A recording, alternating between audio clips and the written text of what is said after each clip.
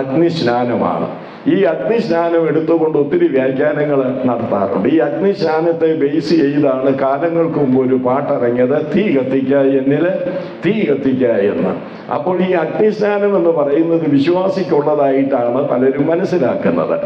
യോഹന്നാന്റെ വാക്കാണ്, യോഹന്നാൻ സ്നാപകന്റെ വാക്ക്, എൻ്റെ പിന്നാലെ വരുന്നവൻ എന്നേക്കാൾ ബലവാൻ, അവൻ നിങ്ങളെ ആത്മാവ് കൊണ്ടും തീ കൊണ്ടും സ്നാനം കഴിക്കുമെന്ന്. അപ്പോൾ ഒരു കാര്യം അദ്ദേഹം അവിടെ തന്നെ ഇതെന്താണെന്ന് വിവരിച്ചിട്ടുണ്ട്. എന്താണ് വിവരിച്ചിരിക്കുന്നത്? കളം മുറ്റും വെടിപ്പാക്കി കോതമ്പ് എന്ത് ചെയ്യും? കടപ്പുരയിൽ കൂട്ടിവെക്കും.